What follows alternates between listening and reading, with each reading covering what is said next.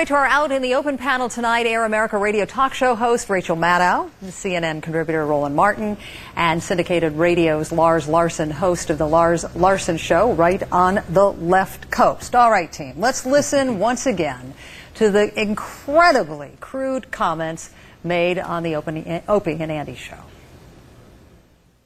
I just imagine the horror in Condoleezza Rice's face when she realizes what's going on. As you were just like holding her down and her.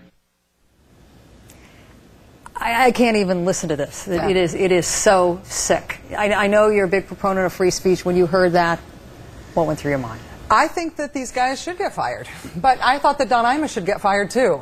I don't think that I want the government establishing speech codes, but the way I understand free speech is that you have a right to say whatever you want, but you don't have a right to get paid to say it on the radio or to say it on television. And whether or not the outrage is going to be at the same level or higher or lower than it was for Imus, I think that crosses the line. I think the XM should fire them. I think it's a political decision to them as to whether or not they do. As they're in the big merger talks with Sirius Radio. It's in their interest very much to try to keep government regulation off of satellite radio. They'd like the FCC to not get involved. You're going to be able to make a much better argument for keeping the FCC away if you say we're responsible enough to do the right thing as a company. Roland, did these guys cross the line? I mean, of course they crossed the line. The line they crossed was a line of decency, and that's what the issue is. But I think we have to separate these guys and the Don Imus situation because it's about platform. Don Imus was on terrestrial radio, licensed by the federal government. These guys are on satellite radio. It is a pay service. There is not a significant distinction, Paula, between XM satellite radio, a pay service, and let's say HBO, Even Showtime. when you're talking about harming the First Lady and the Secretary of State? Paula, have you watched any HBO comedy specials? Sure. Have you watched any? That's my whole point. Follow me here. When you have a pay service, you are paying for the service. It's no different if you choose to watch, the Playboy channel. You're paying for it. I'm not excusing it. I do believe they should be fired. It was grossly disrespectful. But the platforms are completely different from them and Don Imus. That is the distinction. I don't think that the government have it licensing the airwaves on which Don Imus was broadcasting his show makes a difference as to whether or not this should be censored. I mean, this is a decision that's not going to be made by the government. It's going to be made by the company. And the company is going to have to decide how gross this is.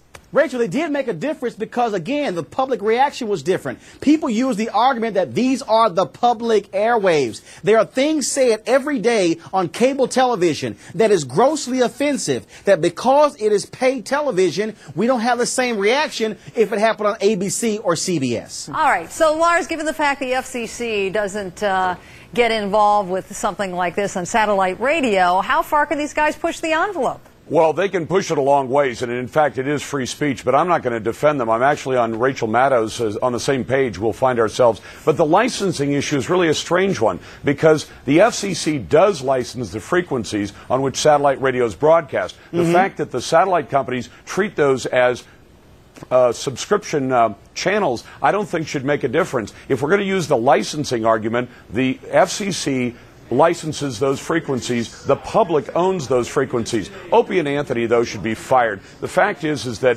to have somebody on your air and choose to have him on advocating raping women is just outrageous. And I'm with Howard Kurtz. It seems strange that somebody like Al Sharpton, who made so much political hay out of Don Imus, isn't out there defending Condoleezza Rice. You got to wonder why that dog isn't barking. Paula. Yeah, go ahead. Okay, you won't talk about Sharpton. That's fine. Where's the National Organization for Women? Where's Concerned Women for America? You guys, where's Phyllis Schlafly? My whole point is, just like with Don Imus, when I criticize feminist groups initially, we're sitting here saying, where's the Sharpton? Sharpton was not the only person protesting Imus. Where are the feminist groups who should be demanding They're not going to defend a Republican woman. They're the ones who should be leading this fight. But she's a Republican, and so nobody will be offended by this. Come on, this story is 5 minutes I'm not old. saying that. This story has happened very quickly. There's going to be a lot of outrage. There's not going to be no shortage of outrage about this for us to impugn against. It's not the way it's going to go. Stay right there. We got a lot more to talk about.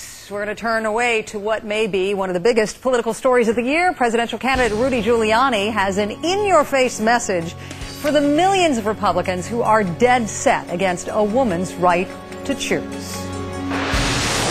You have to respect the fact that their conscience is as strong as yours is about this, and they're the ones that are the most affected by it. Out in the open next, Rudy Giuliani's big gamble. Will it cost him the White House? And then a little bit later on, one of the most dramatic courtroom moments we've ever brought out in the open. It will break your heart.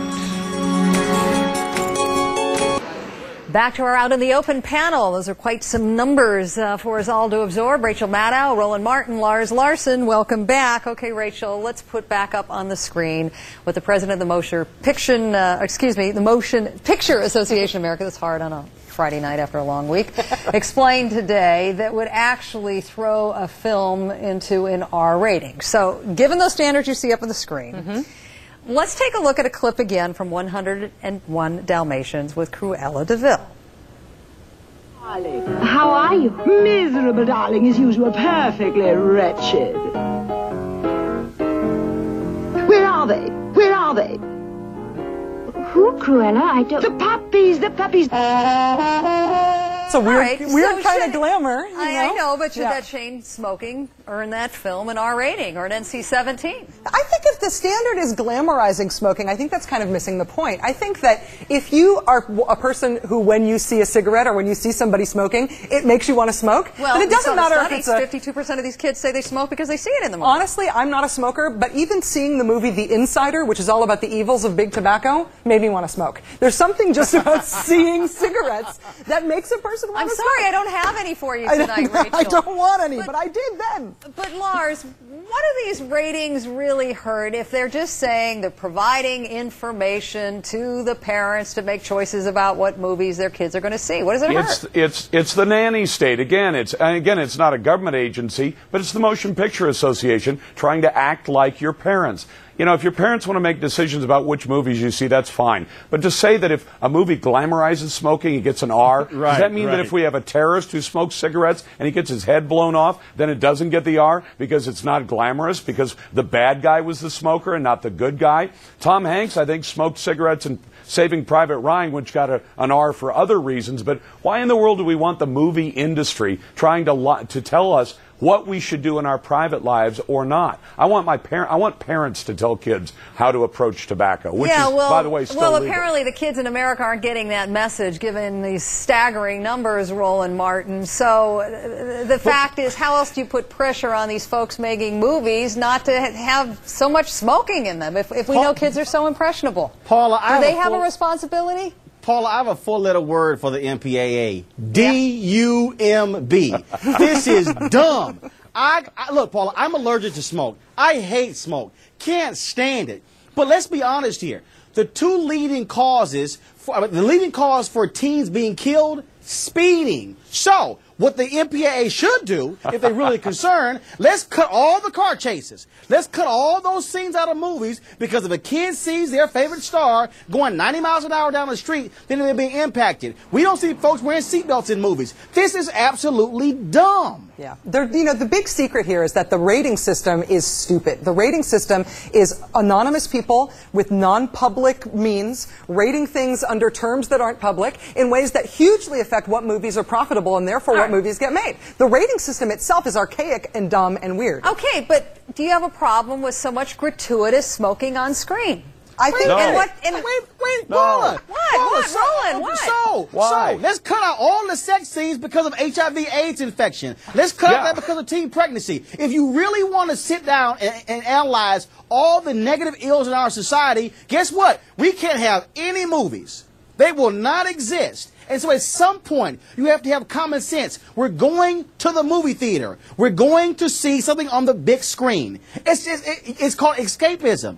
But you know, if we don't want to look at if we're going to have the rating system that we have, it ought to include smoking and trans fats and seatbelts and all of those things. But maybe we ought to realize that the harm that we would cause our own society by getting rid of all of these depictions of things that we find to be bad for you would be worse than actually having to endure those scenes in movies. Let's just encourage our viewers out there to take the healthy choice. Just watch cable news. Yes. Rachel Maddow, Roland Martin, Lars Larson, thank you all. Oh my God, she just faked smoking. That is very bad, Rachel. Smoke. You're glamorizing it right I'm R-rated right now. Stop it. That's right. Larry King Live coming up.